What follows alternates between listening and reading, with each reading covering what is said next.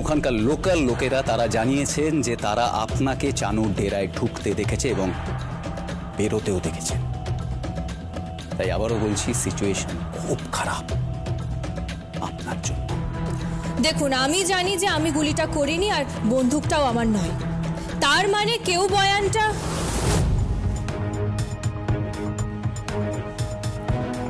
আচ্ছা সার্থক বাবু, কি কার দৃষ্টি খুব ভালো? মানে কে একদম ওপর থেকে সবটা দেখতে পারে?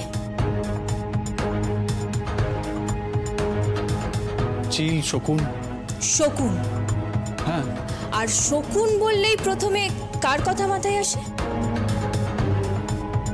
কি? শকুনি মামা। কি বলছো? হ্যাঁ, শকুনি মামা, আপনাদের মামাজি।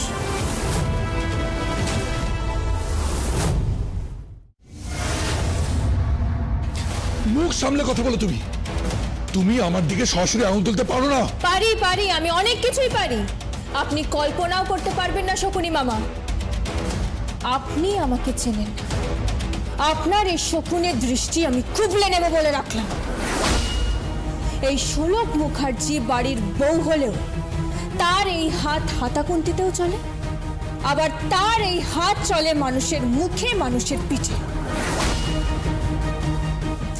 এমন দাওয়াই দেব না যে বাপ বলার সময় পাবেন না। এই, তোমার এত বড় সাহস! সার্থক, তোমার বউয়ের এত বড় সাহস যে আমার বিরুদ্ধে আঙুল তুলছে? এই, চেনো আমাকে? তুমি চেনো আমাকে? চিনি, তাই তো বলি। আমি আর সার্থক বাবু যখন কথা বলছিলাম, আমার মন বলছিল কেউ তো দেখছিল কেউ। আর এই বাড়িতে স্বামী স্ত্রীর ঘরে উকি মারার মতো নোংরা মানসিকতা একমাত্র আপনারই আছে শকুনি মামা। এই, মুখ সামলে কথা বলবে বলে রাখলাম। তুমি কিন্তু লিমিট ক্রস করে যাচ্ছ। ঠিক করে কথা বলো মামাজি। ও কিন্তু এই পরিবারের বউ হয়। আর তুমি তোমার বউকে বলো যে আমিও এই পরিবারে ওর মামা শ্বশুর হই। হ্যাঁ, আর এই পরিবারের অন্ন ধ্বংস করছেন আর সবার ক্ষতি করার চেষ্টা করছেন, বিশেষ করে এই শোলক মুখার্জি। ও কোথায় থাকবে আর থাকবে না সেটা ডিসাইড করার তুমি কে? আর অন্ন ধ্বংস যদিও করেও থাকে, তোমার অন্ন তো ধ্বংস করছে না। তাহলে তোমার এতখানি স্পর্ধা হয় কি করে ওর সাথে এইভাবে কথা বলার? অবশ্য তুমি তো কথা বলছিলে না, তুমি তো চিৎকার করছিলে। আমি ওপর থেকে তোমার গলা শুনেছি।